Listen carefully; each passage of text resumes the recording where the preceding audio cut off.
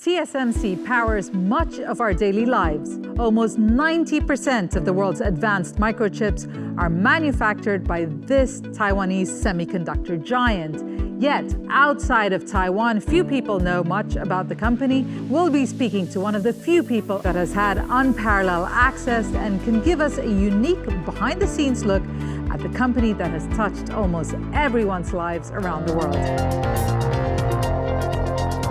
Some would say that no outsider knows TSMC better than him, so let's welcome Owen Hung-Wen Lin. He's the author of the bestseller Chip Champion, The Triumph of TSMC and Taiwan, to get some insight on what many are calling the planet's most critical company.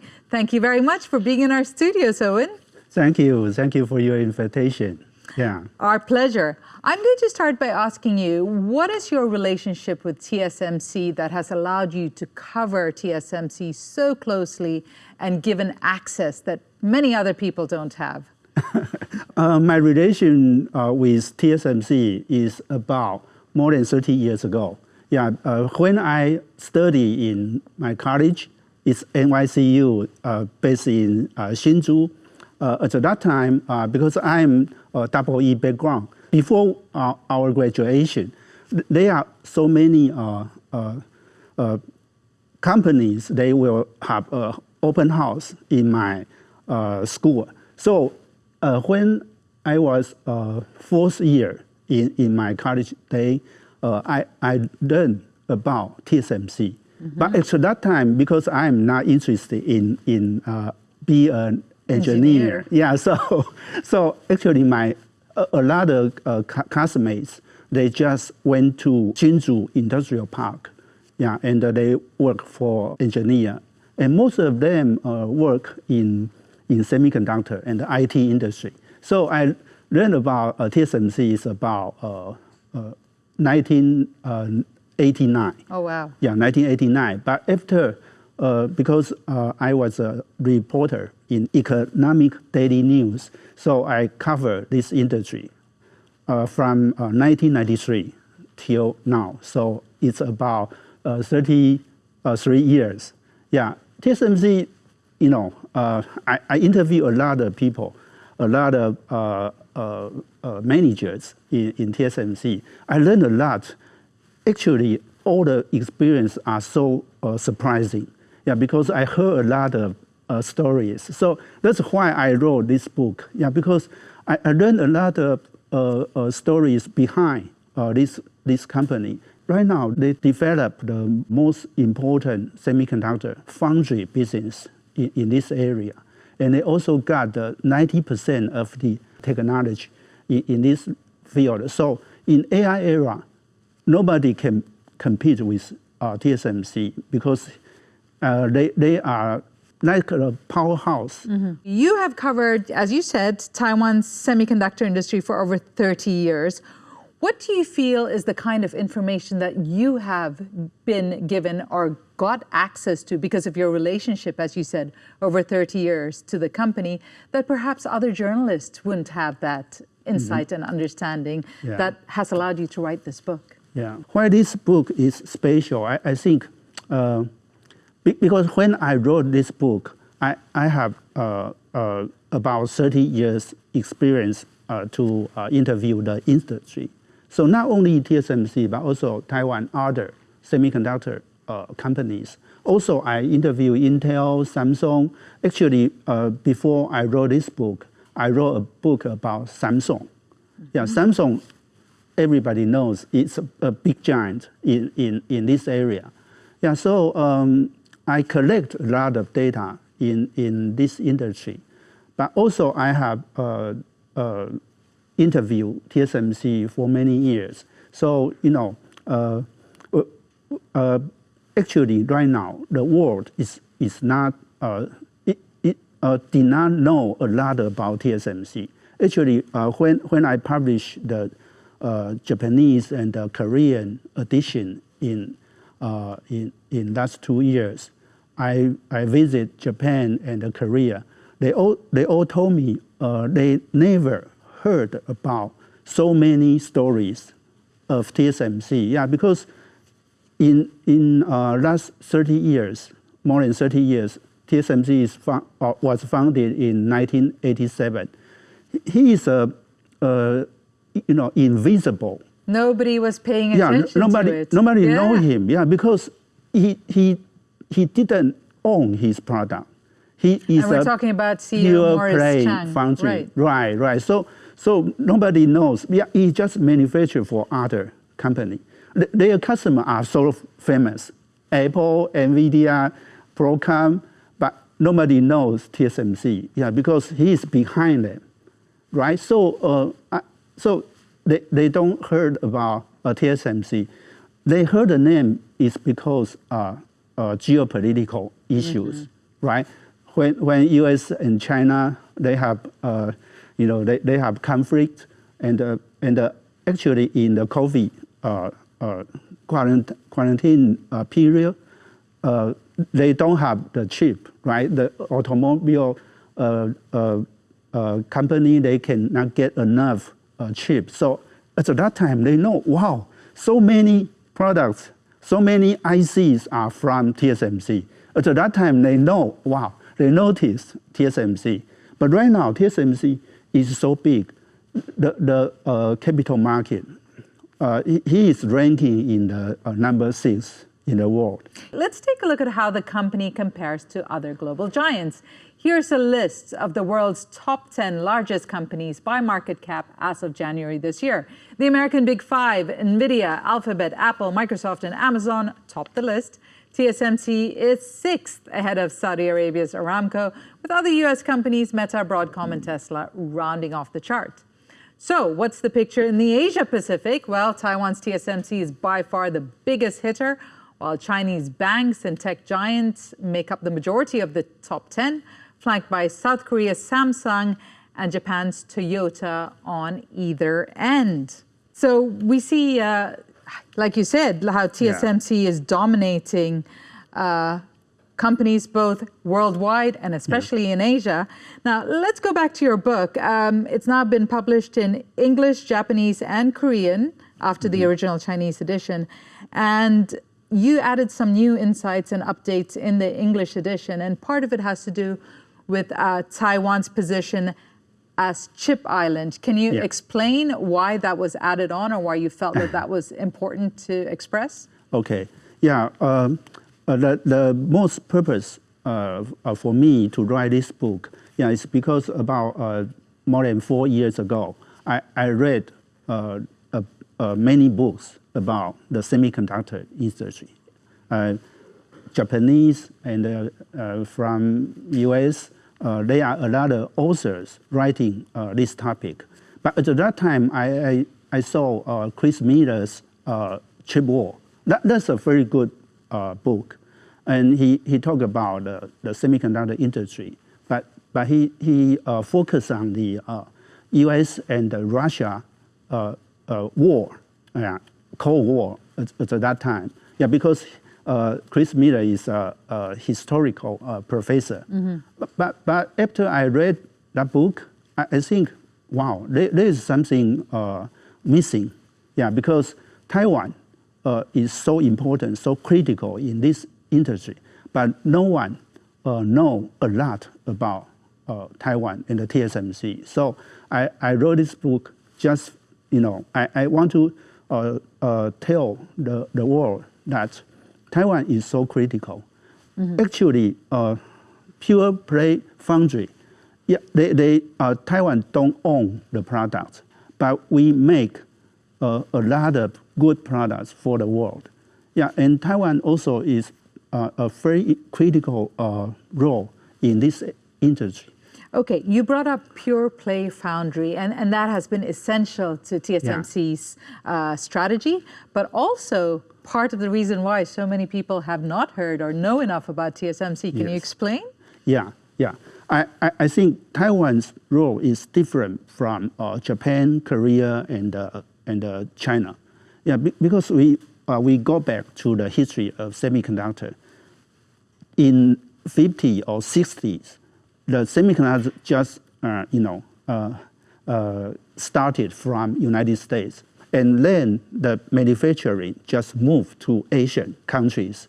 first in Japan, and then Korea and Taiwan, and last is China. But you know, Taiwan is why Taiwan is unique, because Taiwan did not own the product. Actually, TSMC 1987, and UMC is 1980. Was founded in 1980, but after about 90s or the year 2000, after the time, Taiwan just changed to pure play foundry. We don't own product. Actually, we also have MediaTek, but we don't have many products. Actually, in IT industry, we also has only Acer and Asus. They are branding, but in PC or in AI industry, all the Taiwanese company, they are contract manufacturing. So they don't own products, but they do a lot of products for the world. So they are the friends of the world. They don't compete with their customers. But you know, Japan or Korea or China, they all compete with the world. Right. So Taiwan is so critical. So at this time, why Taiwan is so important? Because we share the value of win-win business model. You win, I win. You lose, I lose. So I will work with you for a long time, and I will work for you. That's a good example is TSMC. Your book draws heavily on 30 years of interviews at TSMC, and many other people or journalists would not have had access to those interviews. So tell us about something that surprised you that you found out in the course of the interviews, be it a story or something that just suddenly made you realize, wow, this is so interesting. Okay, a lot of surprising stories. I can give you some. The first one is a VP of TSMC. He retired from TSMC, but he told me one time when they saw their customer cannot fulfill their need in TSMC because TSMC the foundry capacity is not enough for the customer. They introduced their customer orders to Samsung. Oh. Yeah, you know, Samsung is TSMC competitor, but you know, TSMC really love his customer. He really like his customer to win. So in a period of time when the capacity is not enough, they introduce their customer to Samsung. That's because I just mentioned TSMC and his customers. They share the value. We have to win together. Yeah, so that's very surprising story for me. And another one is how TSMC run meetings. Let's take a look at TSMC's global dominance in the foundry sector. A semiconductor foundry, or fab, is a specialized factory that manufactures integrated circuits or chips for other companies. Well, TSMC continued its dominance as the world's top foundry by revenue in 2025, above South Korea's Samsung, China's SMIC, Taiwan's UMC, and global foundries from the US. And last year, TSMC led the major wafer foundries market share with a whopping 60%, trailed by Samsung, which had less than 10%. So this beautifully brings me to the issue of Samsung, which you already brought up. As you can see, Samsung trails well behind TSMC. But in your book, you have a very intriguing story about the rivalry between the two companies that involves the Kill Taiwan plan and espionage. Can you tell us about that? Okay, all right. Wow, that's about in the year 2010 to 2015. At that time, yeah, because Taiwan's DRAM market, DRAM vendors are not good, so they were out in this area. And at that time also, because we all know in the year 2008 to 2009, it's financial tsunami, right? Mm-hmm. So at that time, it's bad times for the industry. So a lot of people, a lot of the companies, they don't have orders from their customers. So at that time, Samsung, they have TV, they have LCD panel, they have all the semiconductor DRAM. They are so strong in this area. So they can integrate all the products. Mm-hmm. And they also have their brand. Yeah, we all know Samsung's TV is so strong. Mm-hmm. So at that time, he just want to, use the bad times and to kill Taiwan, including the LCD panel companies like CMO, AUO. So basically competition, all their competition in Taiwan, they wanted to use that moment. So at that time, Taiwan's panel company, they are also really almost they were killed at that time. Mm-hmm. And at that time also DRAM, Taiwan DRAM industry, Taiwan just licensed technology from Japan. So Taiwan and Japan, they are the alliance in this area. But at that time, also Samsung and other Korean company, they just killed. Working in competition to try and... Yeah, so at that time, Taiwan is so bad. In my 30 years interview history, that period of time is a very sad time for Taiwan. Yeah, because... Well, when you say interviews, you're interviewing tech companies or semiconductor companies, or just across the board you're saying that Taiwan was struggling? At that time, Taiwan struggled a lot. So, but actually, Taiwan know how to survive in this area, in this industry. So they just retreat from DRAM, from LCD panel, and also solar energy and LED. At that time, we called they are four bad industry in Taiwan.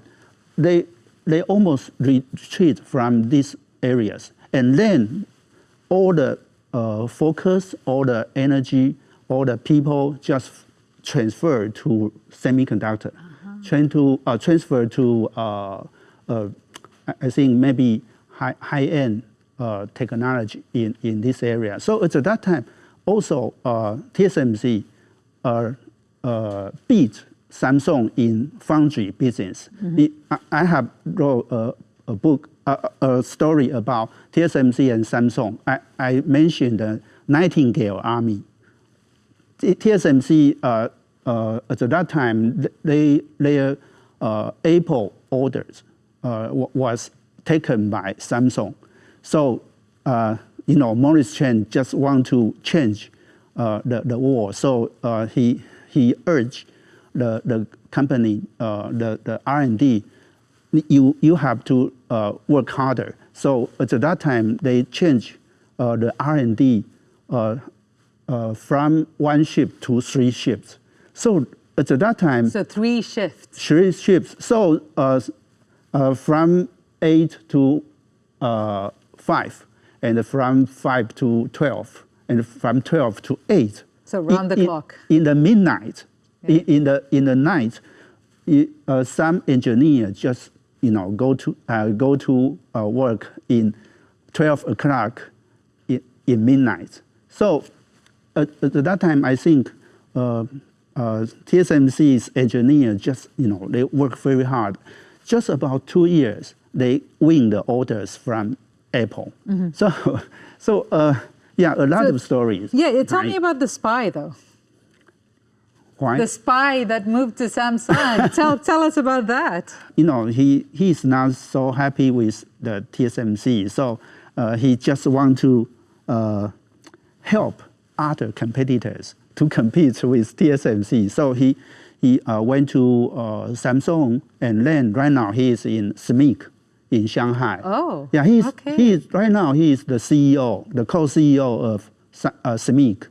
Yeah, so Yeah, it's not a, but you know, Mong right now, he is very important in SMIC, but that's China Semiconductor SMIC yes, company. but SMIC is still far behind from TSMC. Yeah, because in the high-end, high technology, they cannot trace TSMC. You earlier brought up their meetings and how you had insight, which many people don't, into how they conduct our meetings. What's so special about that? Okay.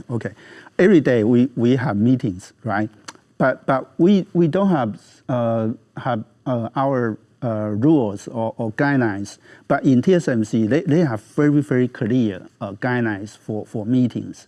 First, when you have the meeting, you have to review the performance in that meeting. So the first one is this part. Mm-hmm. So you can, when you go to a meeting, you have get ready for last time you commit your commitment. Mm-hmm. If you did not, if you commit but you cannot deliver it, you will be very bad. Because you have to do it in front of everyone. Right. Yeah. And then the second one is when you present something, you have to say your conclusion in 1 minute. Oh, wow. 1 minute. Yeah, if you say, if your present is not good, your boss will tell you, stop it. Wow. You don't need to do it. Yeah, you have to. So if you can't say it in 1 minute, then it's not working. Is that the? Yeah. If you cannot convince your boss, we have to do this project. Okay. Just 1 minute. If your conclusion is not good, the boss will say, don't need to take any time on this project. Wow, that's efficiency. and the third one is I also think is very clever. When they say if you want to say the shortcoming of other department, you have to inform the department. You have to inform them and discuss with them. Mm-hmm.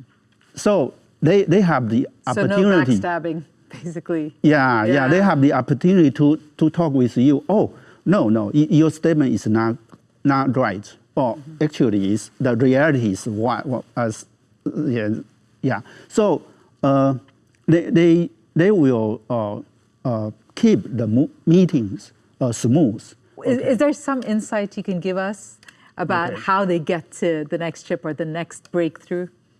I can give you an example why TSMC can continue to improve their technology.